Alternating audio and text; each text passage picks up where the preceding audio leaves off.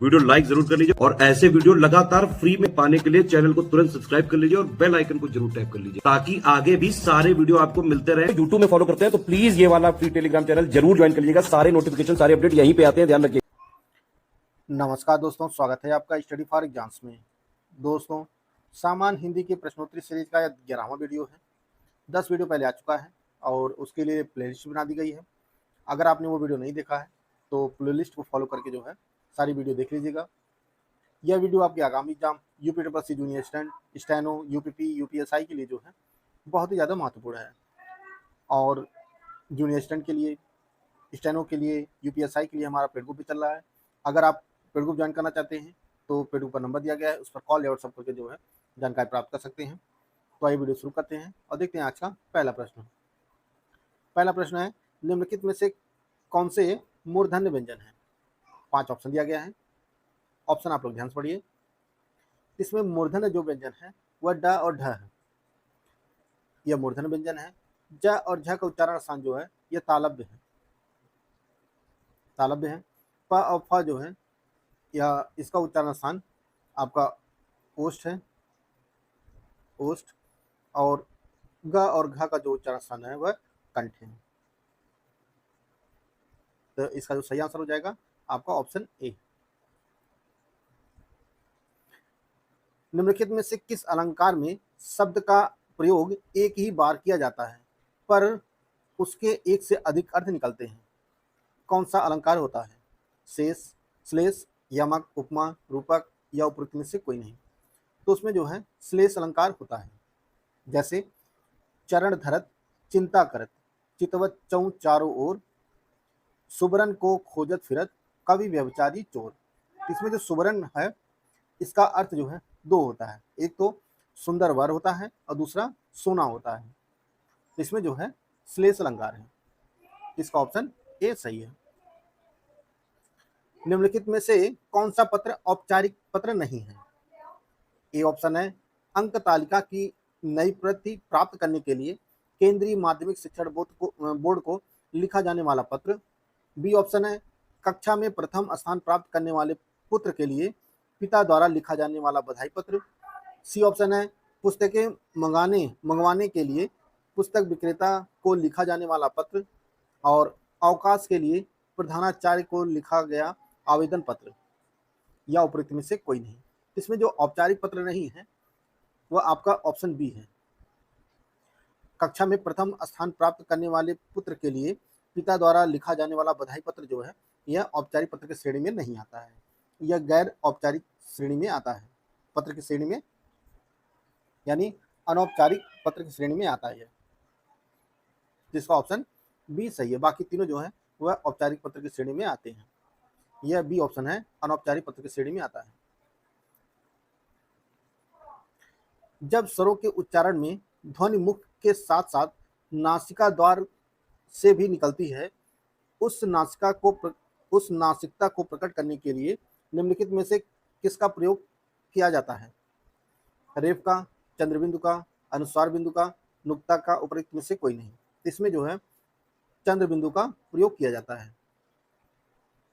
रेफ स्वर रहित र होता है। स्वर रहित रेफ जो होता है वह स्वर रहित रा होता है और इसे व्याकरण की भाषा में जो है रेफ कहा जाता है, रा को, स्वर रहित रा को। इसका ऑप्शन बी सही है।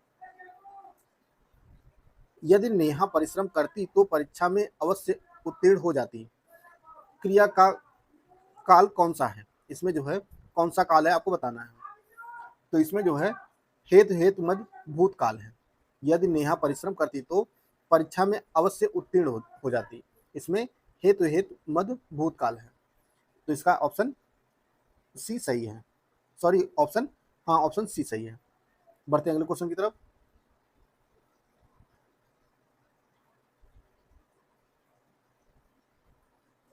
अगला प्रश्न है, निम्नलिखित में से कौन सा शब्द तत्सम नहीं है? तत्सम नहीं है कपाट, कोठी, कुठार, कुष्ठ या उपयुक्त में से कोई नहीं। इसमें आपको तत्सम जो तद्भव शब्द है उसको चुनना है। तो इसका जो सही आंसर हो जाएगा वह हो जाएगा आपका ऑप्शन बी। कोठी जो है यह तद्भव शब्द है और इसका जो तत्सम होगा वह कोष्ठ का होगा। कोष्ठिका, यह इसका तत्सम रूप होगा। कपाट का जो तद्भव होता है वह किवाड़ होता है, किवाड़। और कुठार का कुल्हाड़ा होता है। कुष्ठ का जो होता है, कुष्ठ, इसका जो तद्भव शब्द होता है वह कोढ़ होता है, कुष्ठ का कोढ़। तो इसका ऑप्शन बी सही है, कोठी जो है वह तत्सम नहीं है। निम्नलिखित में से कौन सा शब्द पत्थर का पर्यायवाची नहीं है? पाहन, पाषाण, उपल, अब्र, उपयुक्त में से कोई नहीं। इसमें उपल जो है, सॉरी, अब्र जो है, अब्र, यह पत्थर का पर्यायवाची नहीं है। पाहन, पाषाण, उपल, ये तीनों पत्थर के पर्यायवाची हैं। और अब्र जो है यह बादल का पर्यायवाची है, बादल का। तो इसका ऑप्शन डी सही है। अलग, अलिक संस्कृत शब्द है, इसका अर्थ बताना है। तो इस अलग का जो अर्थ होता है वह केस होता है, और अलिक का जो अर्थ होता है वह मस्तक होता है। इसका ऑप्शन ए सही है। प्रत्युत्पन्न मत, प्रत्युत्पन्न मत शब्द के लिए सही वाक्यांश निम्नलिखित में से कौन सा है? जिसकी बुद्धि में तुरंत नई सूझ उत्पन्न हो, उत्तर न देने की क्षमता वाला, जो फिर से उत्पन्न हुआ हो, जो तत्काल शांत हो जाए, या उपयुक्त में से कोई नहीं। तो इसके लिए जो एक शब्द होगा, जिसके लिए एक वाक्यांश होगा जो होगा, वो आपका ऑप्शन ए होगा। जिसकी बुद्धि में तुरंत नई सूझ उत्पन्न हो, उसके लिए जो एक शब्द होता है वह प्रत्युत्पन्न मति होता है। इसका ऑप्शन ए सही है। निम्नलिखित में से तत्सम और तद्भव का कौन सा युग्म सही नहीं है? वर्तिका बत्ती, वधु बहु, पौत्र पुत्र, वर्णिक बनिया, उपयुक्त में से कोई नहीं। तो इसमें जो तत्सम और तद्भव का युग्म सही नहीं है वो आपका ऑप्शन सी है। पौत्र का जो तद्भव शब्द होता है वो पोता होता है, पुत्र नहीं होता है। यह ऑप्शन इसका सी सही है। निम्नलिखित में से किस विकल्प के सभी शब्द शुद्ध हैं? 5 ऑप्शन दिया गया है। ऑप्शन आप लोग ध्यान से पढ़िए। तो इसका जो सही शब्द है वो आपका ऑप्शन सी है, द्रौपदी, निर्विमान, यह दोनों शब्द जो हैं वह शुद्ध लिखे गए हैं। यह ऑप्शन ए में देखिए, मुनेश्वर जो है यह मुनीश्वर होता है, मुनेश्वर नहीं, मुनीश्वर होता है। और निरुत्साही, इसमें जो है यह निरुत्साही होता है, निरुत्साही। और हस्तक्षेप नहीं होता, हस्तक्षेप होता है। तिरस्कार होता है, तिरस्कार नहीं, तिरस्कार होता है। यह प्रामाणिक नहीं होता, प्रामाणिक होता है, प्रामाणिक, प्रामाणिक। और धैर्यता कोई शब्द नहीं होता है, धैर्य होता है।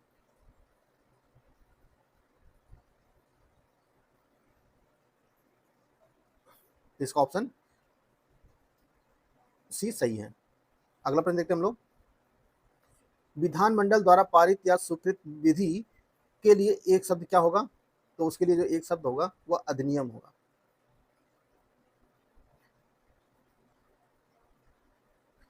निम्नलिखित विलोम शब्दों से संबंधित गलत विकल्प का चयन करना है। उदय ग्रहण, सनात अनाथ, निरालंब अवलंब, उन्नत अवनत, उपयुक्त में से कोई नहीं। तो इसमें जो गलत युग्म है वह आपका ऑप्शन ए, ग्रहण का जो विलोम होता है वह उदय नहीं होता है। ग्रहण का जो विलोम होता है वह अर्पण होता है, अर्पण। बाकी अनाथ का सनात होता है, निरालंब का अवलंब होता है, उन्नत का अवनत होता है। दिए गए वाक्यांश के लिए शब्द का चयन करना है। मध्य रात्रि का समय, इसके लिए एक शब्द क्या होता है? तो इसके लिए एक शब्द जो यूज होता है वह निश्चित होता है। मध्य रात्रि का जो समय होता है वह निश्चित होता है। प्रदोष जो होता है, प्रदोष, यह संध्या का समय होता है, यह संध्या का समय होता है प्रदोष। उषा काल सुबह का समय होता है, भोर का समय। और विभावरी जो है यह रात का समय होता है, तारों वाली रात का समय होता है विभावरी। इसका ऑप्शन सी सही है। व्यर्थ, व्यर्थ शब्द में किन वर्णों की संधि हुई है? व्यर्थ शब्द में किन वर्णों की संधि हुई है? तो इसमें जो है ई और आ की संधि हुई है। जब इसका विच्छेद करेंगे तो होगा वी धन अर्थ। तो इसमें जो है आपका यण संधि होगी। इसका ऑप्शन ए सही है। सार्वनामिक विशेषण को किस अन्य नाम से जानते हैं? तो सार्वनामिक विशेषण को संकेतवाचक विशेषण के नाम से भी जानते हैं। इसका ऑप्शन ए सही है। निम्नलिखित में से सकर्मक क्रिया का उदाहरण है? राम हंसता है, पक्षी उड़ता है, राहुल सो रहा है, अंजलि पत्र लिखती है। इसमें सकर्मक जो क्रिया का उदाहरण है वो आपका ऑप्शन डी है। अंजलि पत्र लिखती है, यह सकर्मक क्रिया है। दोस्तों 15 मई 2025 से यूपी प्लस पीटी 2025 के लिए हमारा पेड ग्रुप शुरू हो रहा है और यह पेड ग्रुप आपको दोनों भाषाओं में उपलब्ध होगा। पीटी 2025 की अगर आप कंप्लीट तैयारी करना चाहते हैं तो आप हमारा कंप्लीट बैच ज्वाइन कर सकते हैं। इसके लिए जो फीस रखी गई है वो 1500 रुपये रखी गई है। इसमें पूरा स्टडी मटेरियल दिया जाएगा, टेस्ट सीरीज प्रोवाइड किया जाएगा, पेड क्विज प्रोवाइड किया जाएगा, सब कुछ जो आपको इसी में प्रोवाइड किया जाएगा। अगर आपने ये पेड ग्रुप ज्वाइन कर लिया है तो आपको कोई भी और पेड ग्रुप या कुछ भी ज्वाइन करने की जरूरत नहीं है। सब कुछ जो स्टडी मटेरियल, टेस्ट सीरीज सब कुछ आपको इसी में प्रोवाइड की जाएगी। अगर आप केवल स्टडी मटेरियल का ग्रुप ज्वाइन करना चाहते हैं तो इसके लिए जो फीस रखी गई है वह 800 रुपये रखी गई है। इसमें आपको ऑफिशियल सिलेबस के अनुसार जो है आपको स्टडी मटेरियल प्रोवाइड किया जाएगा। अगर आप केवल टेस्ट सीरीज लेना चाहते हैं तो इसके लिए जो फीस है 500 रुपये रखी गई है और इसमें आपको 25 टेस्ट सीरीज प्रोवाइड की जाएगी। इसमें फुल लेंथ जो है 10 होंगी और 15 जो है टॉपिक वाइज होगी। केवल अगर आप पेड क्विज का जो ग्रुप ज्वाइन करना चाहते हैं तो इसके लिए जो फीस है वो 500 रुपये है और इसमें आपको कम से कम जो है 2000 क्वेश्चन की प्रैक्टिस कराई जाएगी। इनमें से आप कोई भी ग्रुप ज्वाइन करना चाहते हैं तो यह नंबर दिया गया है 8564880530 या 7523864455। इस पर कॉल या व्हाट्सएप करके पेड ग्रुप की जानकारी प्राप्त कर सकते हैं। सार सुधानिधि, सार सुधानिधि के संपादक कौन थे? तो सार सुधानिधि के जो संपादक थे वह सदानंद मिश्र थे और इसकी जो सार सुधानिधि पत्रिका की स्थापना हुई थी यह 1878 में हुई थी। 1878 में कोलकाता में, कोलकाता से इसका प्रकाशन होता था और यह साप्ताहिक पत्रिका थी। इसका ऑप्शन ए सही है। निम्नलिखित में से कौन सी रचना नागार्जुन की नहीं है? रतिनाथ की चाची, बाबा बटेश्वरनाथ, इमरतिया, दादा कामरेड या उपरोक्त में से कोई नहीं। तो इसमें दादा कामरेड जो रचना है यह उपन्यास है और यह उपन्यास यशपाल का है, यशपाल का उपन्यास है।